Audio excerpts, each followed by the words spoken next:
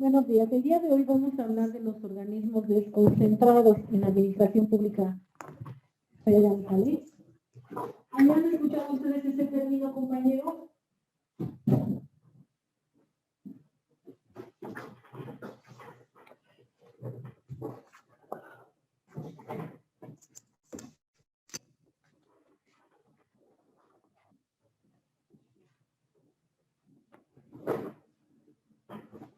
Bueno, vamos a iniciar, ¿vale?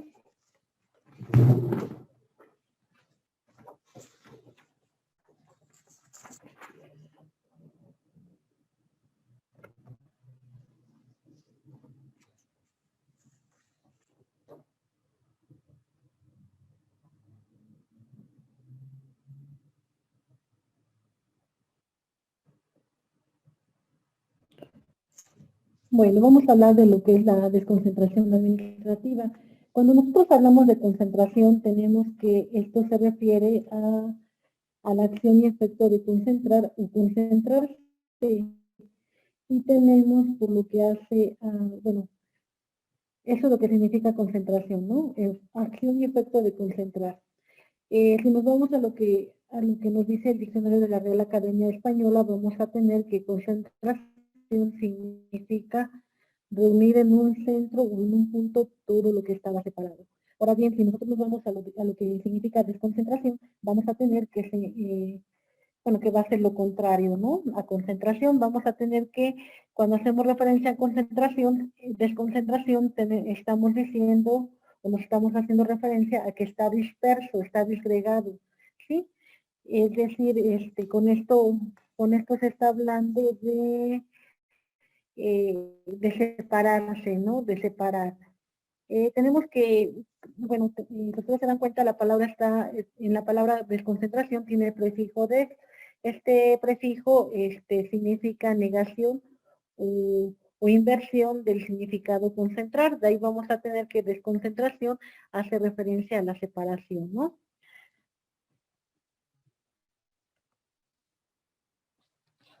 Por lo que hace a la desconcentración administrativa, nosotros vamos a tener que esta desconcentración administrativa tiene que ver con la centralización.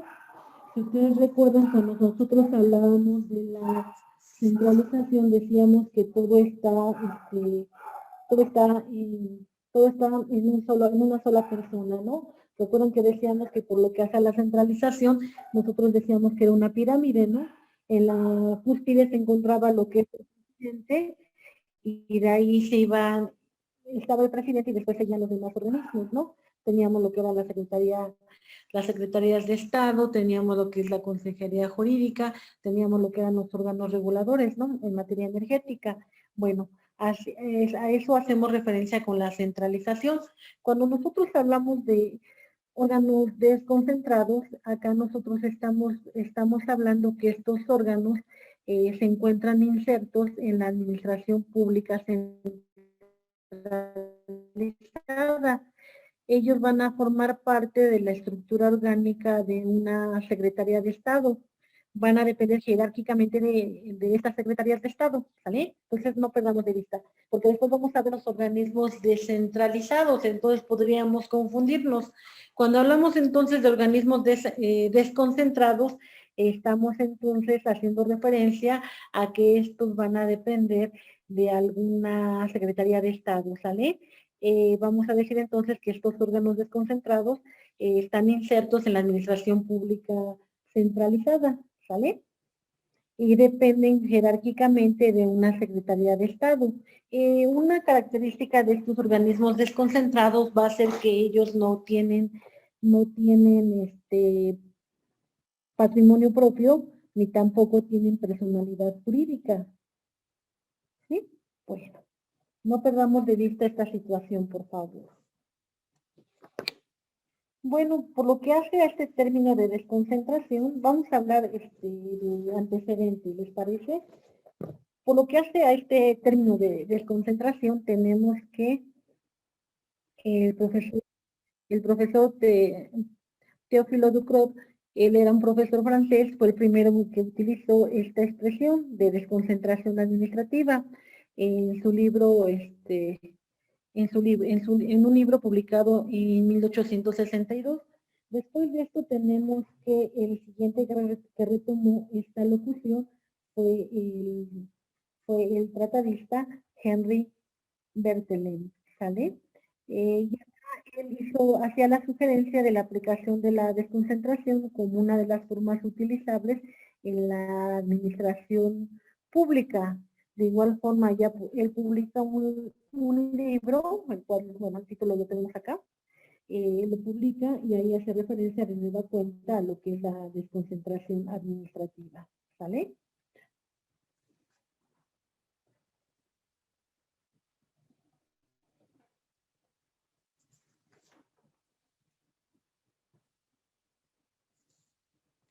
Bueno, entonces, bueno, no perdamos de vista entonces esta situación de los órganos desconcentrados, por favor.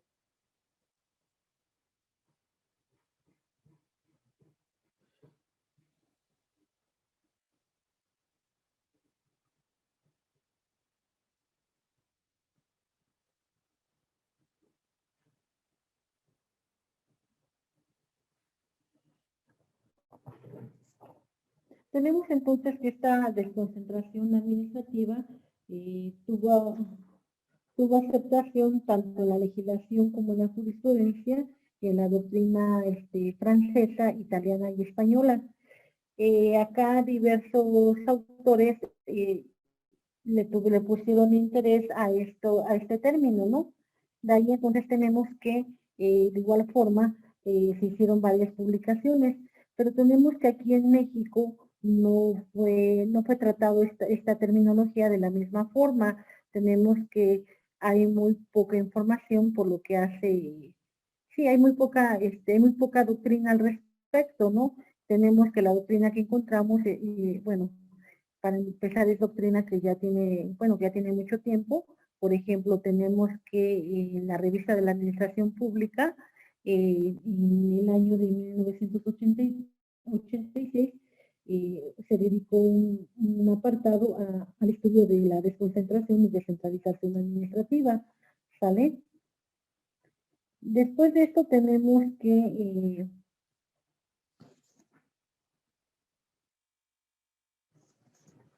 después de esto tenemos, por lo que hace a la desconcentración administrativa, vamos a tener que, de igual forma, se hicieron estudios en Chile, tenemos al profesor Jaime J. Tunce, él de igual forma realizó un estudio por lo que hace a la desconcentración administrativa y en el cual señalaba que es una forma de organizar a la administración pública, ¿no? De igual forma tenemos que, por lo que hace a este término de desconcentración administrativa, también en este libro se hace referencia a que a a que existe un órgano inferior y la facultad de la toma de decisiones es atribuida a un órgano superior. De ahí entonces que tenemos que la relación jurídica existe una relación jurídica establecida entre un órgano inferior y un órgano superior, en la cual va a haber una relación jerárquica entre ambos, ¿sale? Y tenemos que entonces va a haber una subordinación dentro de la administración centralizada. Al respecto tenemos que Juan Luis de la Ballina, él nos dice que la desconcentración administrativa es un principio jurídico de organización a través del cual se va a conferir, a través del cual se confiere carácter exclusivo de una determinada competencia a uno de los órganos encuadrados dentro de la jerarquía administrativa, pero sin ocupar la cúspide de la misma. Acá entonces regresamos al mismo punto, ¿no? Tenemos entonces que la desconcentración administrativa van a ser órganos que van a depender de la administración pública centralizada y tenemos que esta dependencia, bueno, va a ser una dependencia de tal forma que que los órganos desconcentrados no cuentan con personalidad jurídica y patrimonio propio, ¿sí? Bueno, No perdamos de vista estos dos puntos, por favor.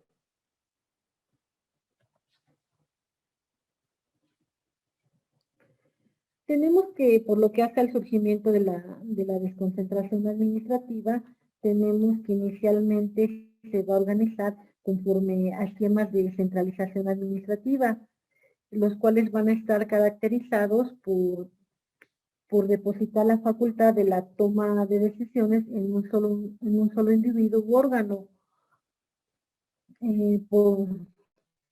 Durante un largo tiempo, la administración pública se organizó básicamente bajo los principios de centralización administrativa. Después de esto tenemos que, bueno, así es como se inició la organización administrativa, ¿no? Primero fue centralizada. Después de esto, después de esto, tenemos que al irse expandiendo territorialmente, tenemos que el Estado entonces empieza a emplear lo que es una desconcentración. Esta desconcentración viene a ser de una forma muy incipiente, ¿no? Esta forma de desconcentración la vamos nosotros a ver, por ejemplo, en el Imperio Romano. Acá en el Imperio Romano vamos a tener nosotros que por lo que hace a la magistratura romana del procónsul, a él iba a tener facultades, estas facultades iban a ser delegadas del cónsul, ¿no? Y este procónsul era el que iba a administrar una de las provincias que había sido conquistadas por el Imperio Romano, ¿no? Entonces acá podemos observar cómo se genera lo que es la desconcentración, ¿no? Toda vez que al que le correspondía llevar la administración era el cónsul, ¿no? Pero al empezar el Imperio Romano al conquistar mayor territorio, pues entonces ya no se va a dar abasto lo que es el cónsul, ¿no? De ahí entonces que empieza a delegar facultades, ¿no? ¿Cómo las va a delegar? Pues a través de la desconcentración administrativa, ¿no? De ahí entonces vamos a tener que se crea la figura del procónsul. Este procónsul, dentro de sus facultades, va a ser esa, la de administrar lo que son las provincias conquistadas, ¿no? Otro ejemplo que podemos ver nosotros es lo que pasó acá en América, ¿no? En América, cuando se lleva a cabo lo que es la conquista, tenemos que las colonias, las colonias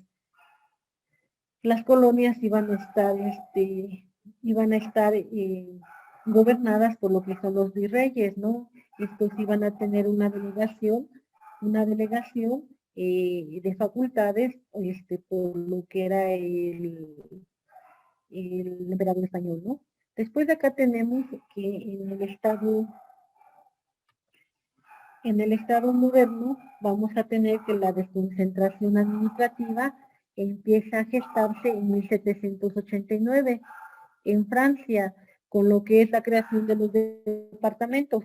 Acá tenemos, por ejemplo, que en Francia vamos a tener que el país se va a dividir, bueno, en aquella época se dividió en 83 departamentos, ¿no?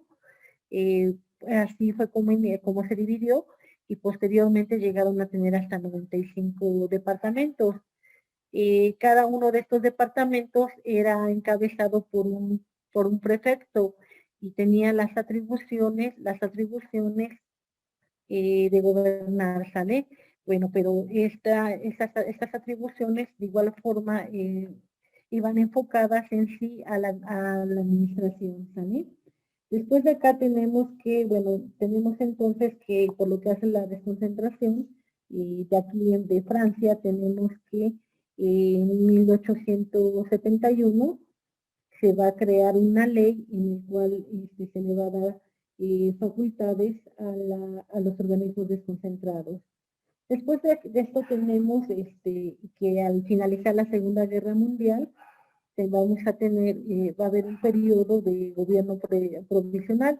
En este gobierno provisional tenemos que ya en Francia se va a restaurar lo que es el orden constitucional. Y tenemos que acá con esta con este orden constitucional vamos a tener que entonces nace una cuarta república francesa, la cual posteriormente en 1858 va a ser sustituida por otra república, ¿no? Bueno, que es considerada como la quinta república. Tenemos que también en esa se va a crear una nueva constitución y tenemos que acá en esta constitución va a tener como propósito el estabilizar política y administrativamente al país. Tenemos que acá entonces se le va a otorgar poderes a lo que es el presidente. Estos poderes van a ser amplios. Vamos a tener entonces que aquí se va a llevar a cabo lo que es el impulso de la desconcentración administrativa. Tenemos que se expide un decreto, el decreto 62-934. En este decreto vamos a tener nosotros que se va a crear un grupo de trabajo, el cual va a estar encargado de estudiar el problema de la desconcentración administrativa. Y para que, bueno, una vez que se estudia este problema, se propone al gobierno medidas de desconcentración y se van a examinar lo que son las medidas sobre la organización y funcionamiento de los servicios. Después de esto vamos a tener nosotros el cómo llega a lo que es la desconcentración administrativa en México.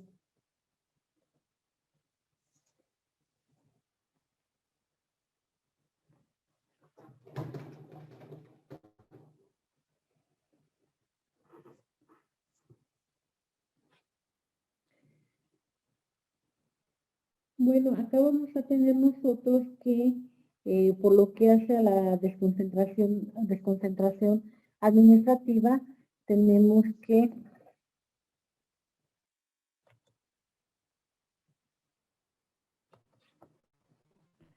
vamos a tener nosotros que se va a dar esta desconcentración administrativa en el México independiente, ¿sale? Ahí es cuando inicia lo que es esta preocupación de la administración desconcentrada, ¿sale? Y tenemos que, bueno, tal y como se puede ver en la exposición de motivos de la Constitución de 1827, en esta exposición de motivos se establece esta preocupación, ¿no? ¿Nos puedes ayudar, Alex, por favor, a leer lo que es la exposición de motivos, la cual está en la pantalla? Sería el segundo párrafo, por favor. Sí, profesora. Exposición de motivos de la Constitución Política del Estado de México de 1827. Por la ley orgánica se formaron los distintos distritos, evitándose a los pueblos y particulares con tan saludable medida la imponderable molestia de ocurrir a la capital con pérdida de sus intereses y abandono de sus familias en solicitud de la autoridad que debe aproximarse a ellos. Ok, bueno, entonces con esta exposición de motivos nosotros observamos realmente la preocupación del Estado para que eh, se puedan desconcentrar facultades de lo que, bueno, podríamos considerar las secretarías de Estado para que así se puedan atender de una forma más fácil los requerimientos de la sociedad. Tenemos entonces que la desconcentración administrativa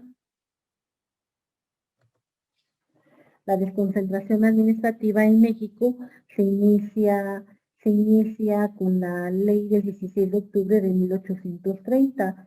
En esta ley vamos a encontrar que se dispuso el establecimiento del Banco de Avío para el fomento de la industria nacional. También la dirección del banco se encomendó a una junta, la cual iba a estar presidida por el secretario de Estado y del despacho de relaciones, integrado además por un vicepresidente y dos vocales, quienes al inicio de operaciones no gozaban con un sueldo y se renovaban, esta presidencia se iba a renovar uno en cada año, comenzando por el menos antiguo, pudiendo el gobierno reelegir al que saliera si le parecía conveniente, ¿no? Entonces acá estamos viendo con esta, estamos viendo aquí con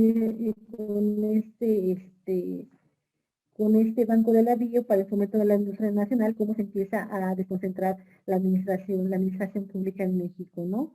De igual, bueno, de acuerdo a lo que comentábamos, teníamos que este Banco de la Bio iba a estar bajo la dirección bajo la dirección de una junta precedida por el secretario de Estado, ¿no? De aquí entonces estamos viendo que este banco para el fomento de la industria, este banco dependía entonces de una Secretaría de Estado, ¿no? Una Secretaría de Estado, de acá entonces regresamos a la característica de los órganos desconcentrados, ¿no? Ellos dependen de la administración pública centralizada. En este caso estamos hablando que de una Secretaría de Estado, ¿no? Los órganos desconcentrados, regresamos al mismo punto, ellos no van a tener personalidad jurídica ni patrimonio propio, ¿vale?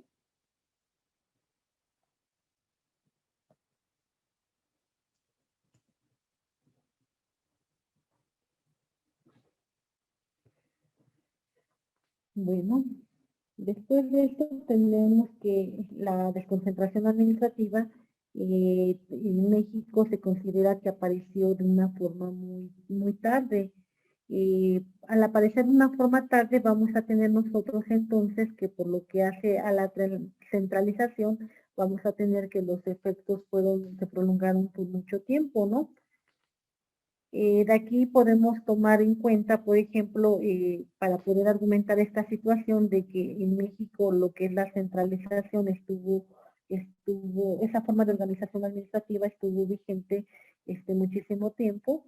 Vamos a tomar como fundamento lo que son las bases para el programa de reforma administrativa del Poder Ejecutivo de 1971 y 1972. En estas bases se realizó, se realizó un diagnóstico de la administración pública. En este diagnóstico dio como resultado el siguiente, ¿no? Tenemos que la administración pública ha observado en el tiempo una clara tendencia a la centralización, sobre todo en la toma de decisiones. Digamos que esta toma de decisiones se presentaba desde un punto de vista geográfico, como en el ámbito interno de cada dependencia. De igual forma, en el diagnóstico que realizan de la administración pública, se establece que las oficinas de estos organismos se van a encontrar todos en el Distrito Federal, ¿no? Lo cual obligaba a los residentes de las entidades federativas que tuvieran que acudir a la capital de la República para realizar algún trámite, ¿no? Al acudir a la capital de la República, vamos a tener que, de igual lo que le va a ocasionar a los ciudadanos, pues va a ser que les va a generar gasto, ¿no?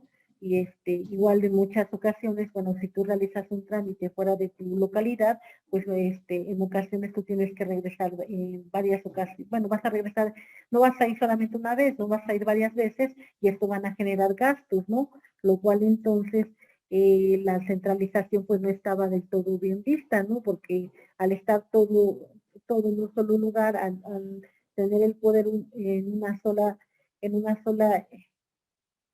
sola dependencia, pues no te permite realizar los trámites adecuadamente, ¿no? De ahí entonces la necesidad de desconcentrar estos organismos, ¿no? De separar facultades para que así entonces se pueda distribuir las facultades y se pueda agilizar los procedimientos.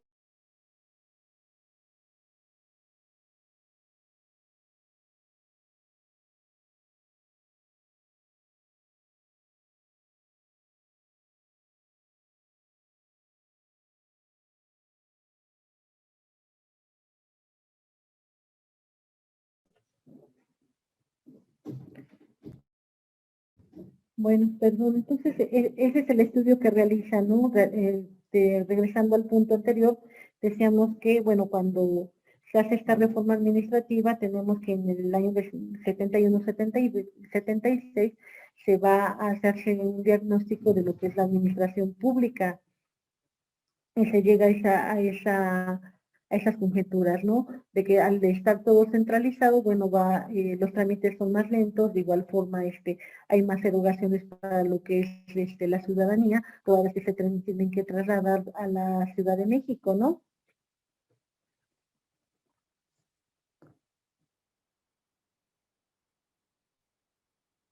Bueno, después de esto tenemos que, en base al diagnóstico que se realiza, se va a crear, se formula una política pública para poder contrarrestar lo que es la excesiva centralización de la administración pública federal y con ello se empieza a impulsar lo que es la desconcentración administrativa, que va a través de esta administración desconcentrada se va a transferir atribuciones a determinados organismos para que puedan acelerar el número de trámites, ¿no? Tenemos entonces que en 1971 se reforma lo que es bueno, en 1971 vamos a tener que el Comité Técnico Consultivo de Unidades de Organización y Métodos da a conocer el programa de desconcentración administrativa. Esta desconcentración administrativa contempló la delegación de facultades de decisiones en funcionarios alternos. También estableció un importante número de unidades técnicos administrativas, las cuales iban a estar distribuidas de forma estratégica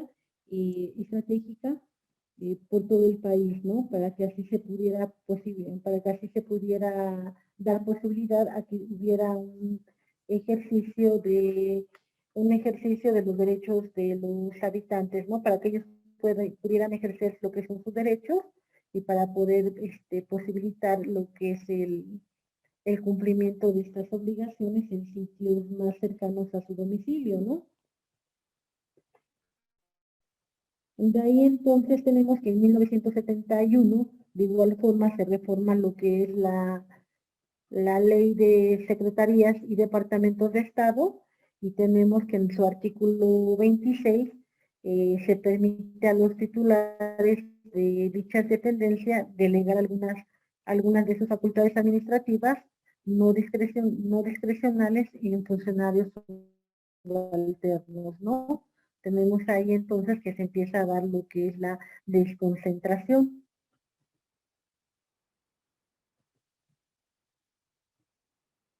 Después de ello vamos a tener que el 5 de abril de 1973 se va a publicar un acuerdo presidencial en el Diario Oficial de la Federación,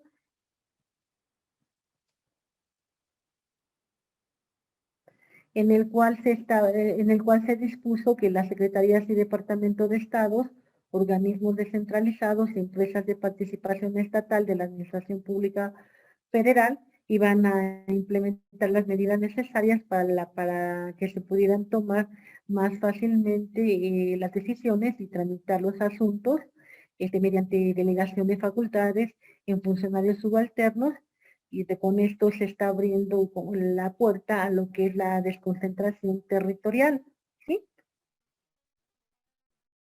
Bueno,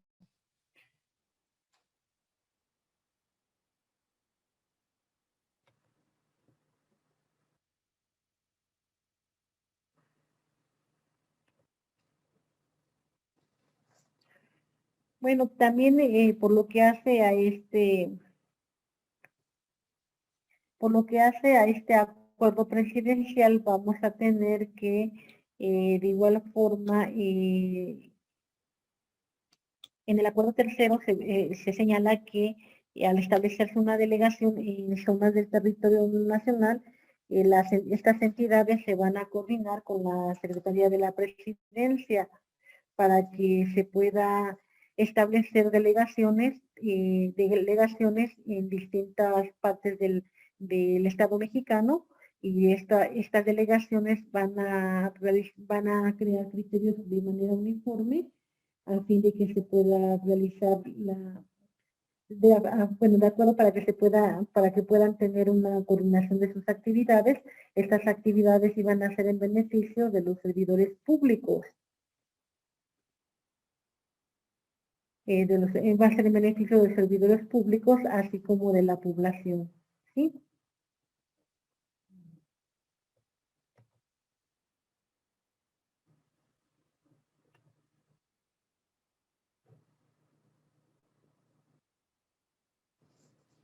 Bueno, después de esto vamos a tener que, posteriormente, vamos a tener que, por lo que hace a la exposición de motivos de la Ley Orgánica de la Administración Pública Federal, en 1976, de igual forma se establece lo que es la figura de la desconcentración administrativa, ¿sale? Tenemos acá en la pantalla tenemos un fragmento de lo que es la exposición de motivos de la Ley Orgánica de la Administración Pública Federal. ¿Nos puedes ayudar, Jessie, a leer lo que está en la pantalla, por favor? Desconcentración administrativa en México. En su exposición de motivos, la Ley Orgánica de la Administración Pública Federal expresó en 1976, se incorpora la figura de la desconcentración administrativa que el Ejecutivo Federal había venido utilizando para la administración de las cuencas hidráulicas, la construcción de escuelas y hospitales, y el gobierno de las delegaciones del Distrito Federal. Con esta modalidad de la delegación de autoridad se sientan las bases para el funcionamiento y control de este tipo de órganos administrativos que participan de la personalidad jurídica del Ejecutivo Federal y cuentan con flexibilidad que requieren las acciones que deben realizarse en los distintos ámbitos del territorio nacional. Ello permite una atención más eficaz y oportuna a los gobernados en su lugar de residencia, sin que tenga que esperar las decisiones que hoy día se tomen desde la capital de la República.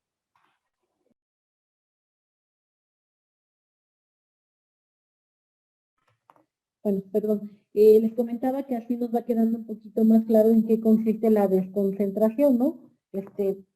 Va quedando más claro, ¿no? Decimos, ¿no? Los órganos desconcentrados van a ser aquellos que van a dependen de la administración pública centralizada, depende de una Secretaría de Estado, ¿no? Va a tener facultades estos órganos desconcentrados, sí, pero estas facultades van a ser limitadas. Tenemos que estos órganos desconcentrados no tienen personalidad jurídica y no tienen patrimonio propio, ¿sale? Bueno. Porque hay una subordinación, sí, hay una subordinación, y están enfocados a lo que diga su superior jerárquico, ¿vale? Bueno, eso fue por lo que hace a la exposición de motivos de la Ley Orgánica de la Administración Pública Federal de 1976. Después de esto vamos a tener, por lo que hace a la Ley Orgánica de la Administración Pública Federal, tenemos que en su artículo, bueno, estamos hablando de esta ley, ¿no? De la Ley Orgánica de la Administración Pública Federal de 1976, tenemos que en su artículo 17 nos va a señalar lo que es lo que son los organismos desconcentrados, ¿vale? ¿Quién nos puede ayudar a leer este artículo, por favor, el que está en la pantalla? Si quiere yo lo leo, profesora. Por favor, Michelle. Gracias. Dice artículo 17, para la más eficaz atención y eficiente despacho de los asuntos de su competencia, las secretarías del Estado y los departamentos administrativos podrán contar con órganos administrativos desconcentrados que les estarán jerárquicamente subordinados y tendrán facultades específicas para resolver sobre la materia y dentro del ámbito territorial que se determine en cada caso, de conformidad con las disposiciones legales aplicables. Okay. Bueno, pues tenemos que ahí, como que hace a este artículo, ahí nos establece ya lo que son los organismos desconcentrados, ¿no?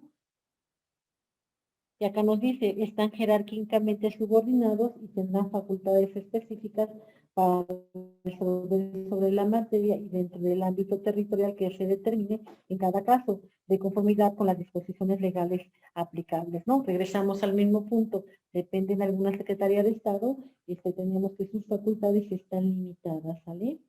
Después de esto tenemos que de igual forma, el 15 de agosto de 1980 se va a dar el Comité Técnico Constructivo de Unidades de Organización y Métodos. Tenemos que él va a dar a conocer lo que es un documento, el cual se titulaba Marco Conceptual y Lineamientos Generales para la Desconcentración Administrativa de la Administración Pública. En este documento se planteaban los inconvenientes derivados de la concentración en varios órganos que se encontraban ubicados en la Ciudad de México y estos organismos se encontraban ubicados en la Ciudad de México, pero sus funciones eran de cobertura nacional, ¿no? De ahí entonces que era necesario que se crearan los organismos desconcentrados, ¿no? Para que de una u otra forma la ciudadanía pudiera tener mayor, fuera más fácil el acceso a estos órganos y de igual forma se pudiera resolver de una forma más ágil cada situación, ¿no? Cada situación que tuviese la ciudadanía, ¿no? Si ibas a hacer un trámite, pues fuera más fácil el resolverse, ¿no? Si bien tenemos organismos desconcentrados, pero también todavía hay muchos organismos que se encuentran en la Ciudad de México, ¿no? De igual que es necesario que se sigan desconcentrando, ¿no? Desconcentrando territorialmente, ¿no? Para que así entonces se pueda acceder más fácil a determinados organismos, ¿no? De la administración pública.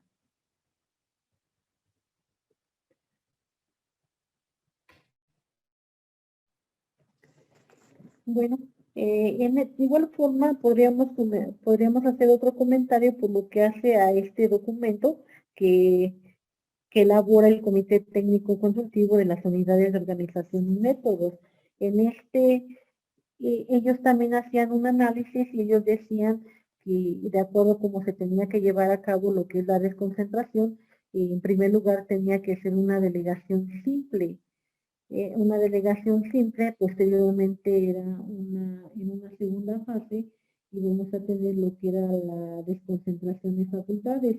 Esta desconcentración iba a llevar a la creación de los órganos desconcentrados como consecuencia de la desconcentración de las facultades, ¿no?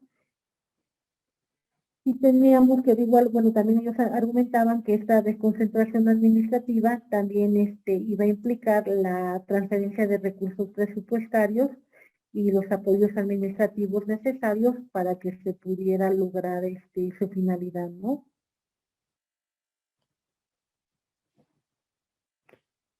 Bueno.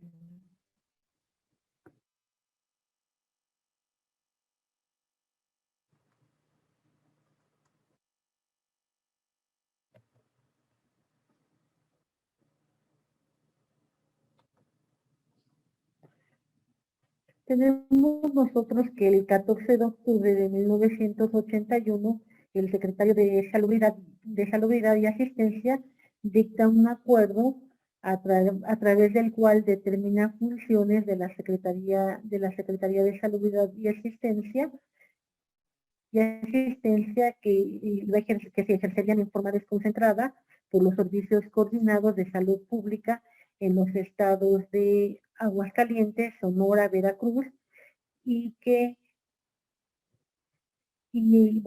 iban a establecer en forma desconcentrada, ¿no? Y demás estados que fueran siendo desconcentrados. En este convenio único de coordinación se establecieron que las funciones a desconcentrar iban a ser las siguientes. Se iban a elaborar los anteproyectos de presupuesto de presupuesto y los iban a ejercer por programas, iban a administrar, iban a desarrollar el sistema de recursos humanos, iban a adquirir, iban a suministrar los bienes y servicios necesarios para su operación y van a planear, programar y ejecutar los programas de servicios a la población en materia de salud de las personas y del mejoramiento del ambiente. Y de igual forma iban a administrar lo que eran los establecimientos sanitarios asistenciales, ¿no? Bueno, entonces acá ya vemos, ¿no? Por ejemplo, en este acuerdo del 14 de octubre de 1981, vamos a tener nosotros que acá estamos hablando de una secretaría, ¿no? Secretaría de Salubridad y Asistencia, ¿no? Esta secretaría tenemos entonces, es una secretaría de Estado. Tenemos que esta Secretaría de Estado va a realizar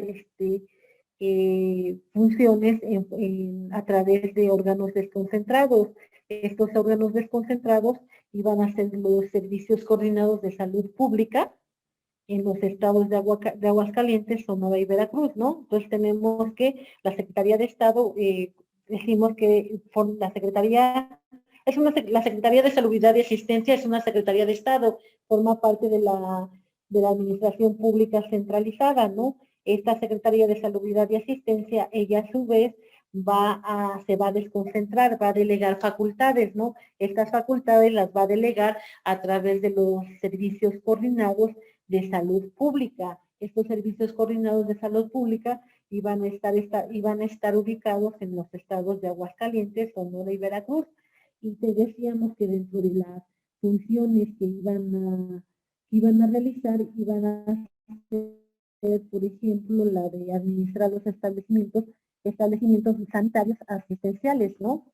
Iban de igual forma a suministrar los bienes y servicios necesarios para su operación, ¿sí? Bueno, de acá entonces estamos viendo cómo se empiezan a separar, ¿no? Decíamos que la Secretaría de Estado las Secretarías de Estado están aquí arriba, y abajo de ellas van a estar los organismos desconcentrados. Estos organismos desconcentrados van a depender jerárquicamente de las Secretarías de Estado, ¿sí? ¿Sí me voy explicando, compañeros, o ya los hice más bolas?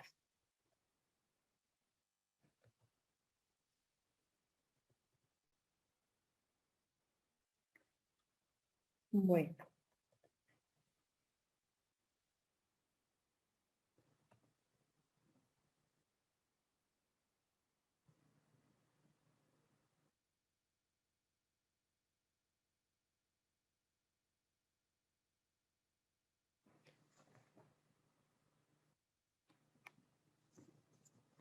Bueno, entonces por lo que hace a la desconcentración, nosotros podemos decir lo siguiente: las características de los órganos desconcentrados van a ser los siguientes. Ellos mantienen una liga jerárquica con algún órgano centralizado, ¿no? Decíamos, ¿no? Con un órgano centralizado. ¿Cuáles son los órganos centralizados? Bueno, pues tenemos la Secretaría, ahí tendríamos que irnos a la clasificación de la centralización, ¿no? Cómo está conformada la centralización administrativa, ¿no? Tenemos entonces que la primera característica es que mantienen una liga jerárquica con algún órgano centralizado. Después forman parte de la estructura orgánica de una Secretaría de Estado. Van a tener cierta libertad para su actuación técnica. Van a ser creados, modificados o extinguidos por una ley, reglamento, decreto o acuerdo. Cuentan con competencia limitada a cierta materia o territorio. Como comentábamos, no poseen personalidad jurídica ni tampoco tienen patrimonio propio, ¿sí? Ellos van a tener asignados un conjunto de bienes patrimoniales para que puedan desarrollar sus actividades, ¿sí? Pero ellos no cuentan con patrimonio propio, ¿sí? Cosa que no pasa con lo que son las secretarías de Estado.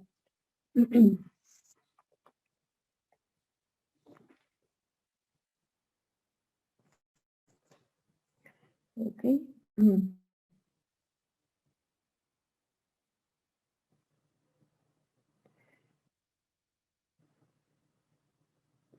Bueno, ya una vez que ya tenemos una idea más clara de estos organismos desconcentrados, ¿cuál podrían mencionar ustedes o cuáles creen ustedes que podrían ser organismos desconcentrados? Por ejemplo, acá en Puebla, ¿cuál podríamos tener, compañeros? ¿Cuál creen ustedes? El que ustedes crean que pueda ser. Vamos a dar un ejemplo, ¿les parece? Cada uno, a ver si coincidimos o no. Michelle, ¿cuál crees tú que pueda ser? Jessie, ¿cuál crees que pueda ser? Alex, Wendy, Marjorie. Ahí no está Marjorie. Claudia, ¿cuál creen que pueda ser? Ya dijimos, depende jerárquicamente de una Secretaría de Estado.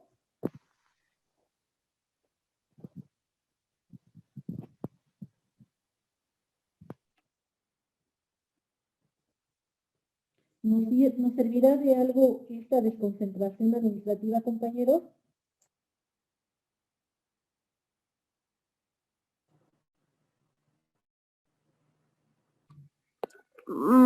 Entrarían ahí. ¿Cuál podría ser?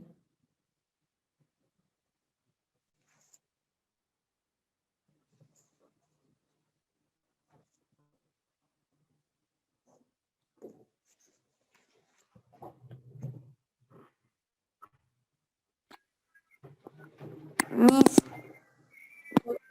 Ajá. En lo que nos estaba diciendo de descentralización, entrarían ahí los institutos que hay en cada municipio, como por ejemplo del deporte, de la juventud y eso. ¿Esos que serían, digamos, desconcentrados? Pues, ¿entrarían esos o no?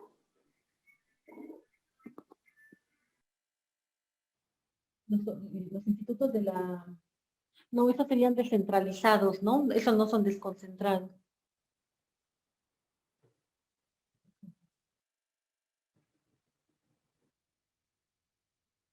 A ver, vamos a mencionar la Secretaría de Salud, compañeros, ¿cuáles serían sus organismos desconcentrados? ¿Habrá?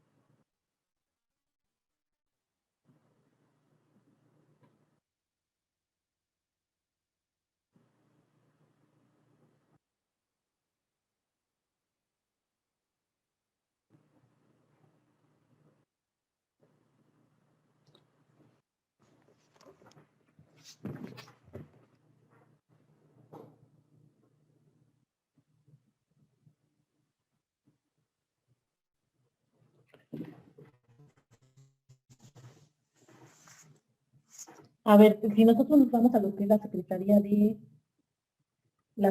de Salud, ¿cuáles podrían ser sus organismos desconcentrados?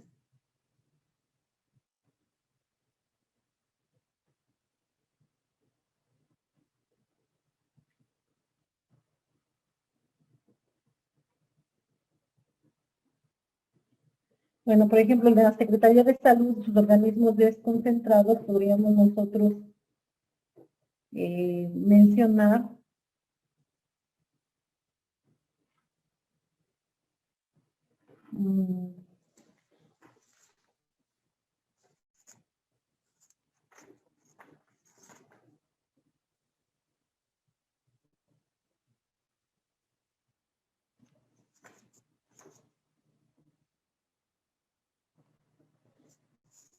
por ejemplo, en los órganos desconcentrados de la Secretaría de Salud, podríamos mencionar nosotros lo que son la Comisión Nacional de Arbitraje Médico, el Centro Nacional de Vigilancia Epidemiológica. Podríamos también mencionar el Centro Nacional de Rehabilitación. Profe, ¿y el Instituto Mexicano del Seguro Social no entra como un organismo desconcentrado? ¿Cuál, perdón? El Instituto Mexicano del Seguro Social. Este sería un organismo descentralizado.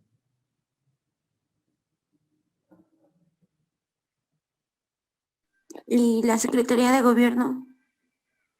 Que a la Secretaría de Gobierno es una Secretaría de Estado, ¿no, compañeros? La Secretaría de Gobernación es una Secretaría de Estado. Dentro de esta Secretaría de Estado vamos a encontrar lo que es el Instituto, como organismos desconcentrados, el Instituto Nacional de Inmigración, el Instituto Nacional para el Federalismo y el Desarrollo Municipal. Vamos a encontrar ahí lo que es el Archivo General de la Nación. Estos serían organismos desconcentrados. Ajá, sí, Claudia, está usted en lo correcto. Por lo que hace a Hacienda, ahí entraría lo que es el SAT, lo que es la Secretaría de Hacienda, ahí entra el Servicio de Administración Tributaria, ¿sí? Tenemos, por lo que hace a la Secretaría de Hacienda y Crédito Público, vamos a tener lo que es la Comisión Nacional de Seguros y Fianzas, la Comisión Nacional del Sistema de Ahorro para el Retiro y, como nos decía Claudia, el Servicio de Administración Tributaria, ¿sí? Bueno, ahorita lo vamos a dejar hasta aquí para que posteriormente podamos diferenciar lo que son los organismos descentralizados de los organismos desconcentrados. Nada más no perdamos de vista, ¿no? Los organismos desconcentrados, estos organismos desconcentrados van a depender jerárquicamente de la administración pública centralizada. Por lo regular va a depender de una Secretaría de Estado, ¿sí? Una Secretaría de Estado, vamos a tener que esta Secretaría de Estado le va a dar una cierta libertad de actuación técnica a estos organismos desconcentrados, pero ellos no tienen tanta libertad, por así decirlo, ¿sí? Ellos van a estar, están subordinados a un órgano superior. Este órgano superior, por lo regular, va a ser una Secretaría de Estado. Tenemos que ellos no van a contar con personalidad jurídica ni patrimonio propio, cosa que no pasa con los organismos descentralizados. Ahí sí es diferente.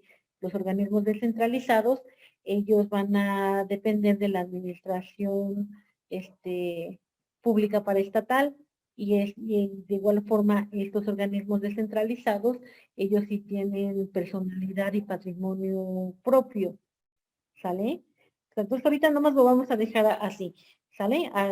Nada más que lo podamos diferenciar y después ya vamos una vez que ya veamos cuáles son los organismos descentralizados, ya vamos a poder sacar mejor nuestras conclusiones del por qué de cuáles serían las diferencias entre ellos, ¿no? Nos podríamos confundir, pero son totalmente diferentes, ¿sí? Los desconcentrados dependen de la administración pública centralizada. Por lo regular de una Secretaría de Estado, no tienen personalidad ni patrimonio propio, tienen su competencia es limitada. Esta competencia va a estar limitada ya sea por materia o bien por territorio. ¿Qué otra cosa podríamos decir?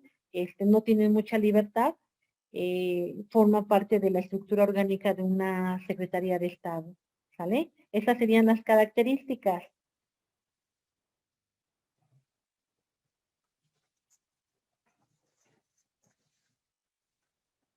Bueno, después de esto nosotros podemos nosotros hacer una clasificación de la desconcentración administrativa, ¿sale? Bueno, vamos a comentarlo nada más y en la próxima clase ya les pongo lo que es la información en la presentación, ¿les parece? Tenemos por lo que hace a la clasificación de la desconcentración administrativa, vamos a tener nosotros que existen varios criterios para que nosotros podamos establecer esta clasificación, ¿sí?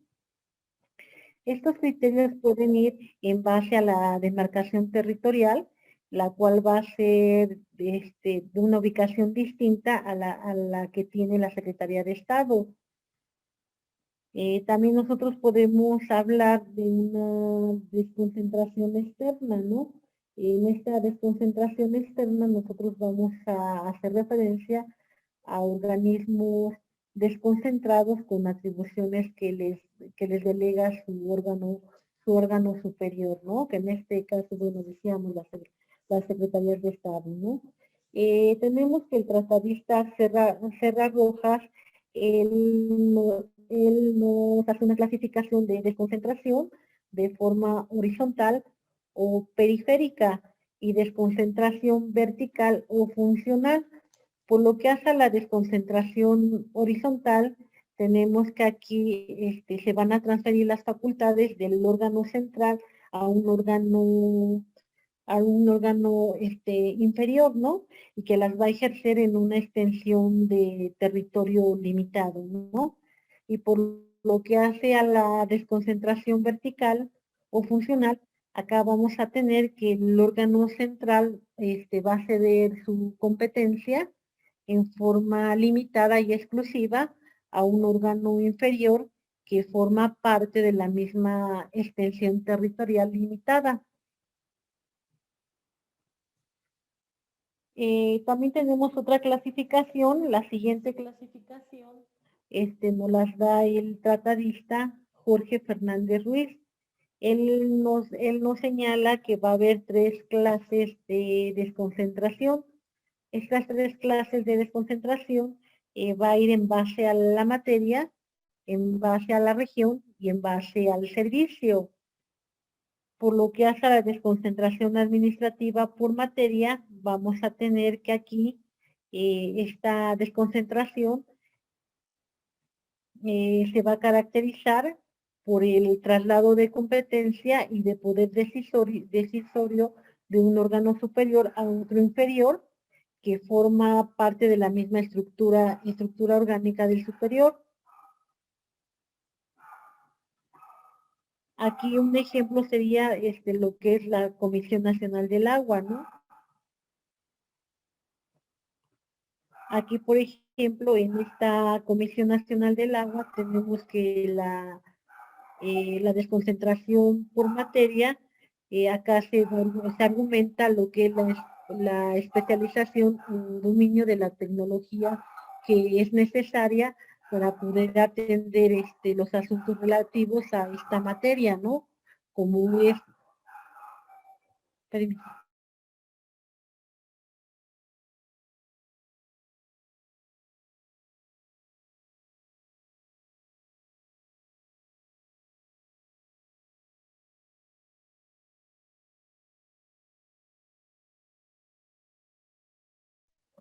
Bueno, decíamos que un ejemplo de esta de la desconcentración administrativa por materia, poníamos como ejemplo lo que es la Comisión Nacional del Agua.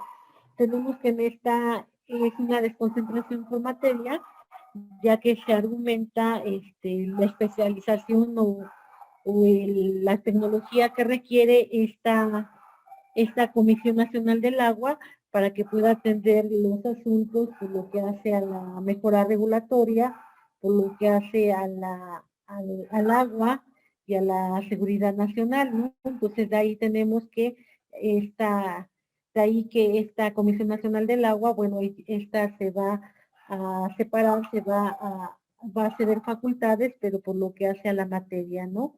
Tenemos por lo que hace a la desconcentración administrativa por región, acá vamos a tener que acá el órgano central va a ceder su poder decisorio lo va a ceder por lo que hace a ciertas facultades que van a estar encuadradas dentro de su competencia a varios órganos, ¿sale? Vamos a tener acá que bueno, van a tener una jurisdicción, pero esta se va a limitar nada más a ¿qué será? A un territorio específico, nada más, ¿sale? Va a estar a un territorio específico y vamos a tener que acá van a existir delegaciones de las secretarías de Estado en estas entidades federativas. Estas secretarías de Estado que van a existir en estas entidades federativas es lo que les va a permitir a los administrados el poder acercarse a estas secretarías de Estado para que se puedan tomar mejores decisiones, ¿sale? Y la otra forma de desconcentración va a ser por servicio. Acá en esta desconcentración tiene como característica que se va a destinar a un órgano desconcentrado lo que es la prestación de un servicio público específico. Acá un ejemplo sería la Universidad Pedagógica Nacional, ¿no? Esta Universidad Pedagógica Nacional es un órgano desconcentrado de la Secretaría de Educación Pública. Este órgano desconcentrado tiene como fin prestar un servicio público como es la educación superior, ¿no? La educación superior técnica, ¿sale? Eso sería por lo que hace a lo que es la clasificación de los órganos desconcentrados. ¿Sí? Bueno, nos quedamos aquí, compañeros, por favor. Estamos hablando de la desconcentración. Tienen me parece que tienen información en la plataforma, para que la podamos comentar en la siguiente clase, por favor, ¿sí? De todas formas, les voy a subir les va a subir información más detallada por lo que hace a la desconcentración administrativa, ¿les parece? ¿Les parece bien? Ya chequé sus exámenes, ya vi que no les fue mal, pero me hace falta checar lo que son la actividad que les había dejado para poder evaluar, ¿sí? Entonces, ¿les parece si subo la calificaciones más tarde, compañeros? Sí, profesora. Sí, más tardecito, bueno, en la tarde noche subo las calificaciones y ya si hay alguna duda, algún comentario, lo checamos en la siguiente clase, ¿les parece?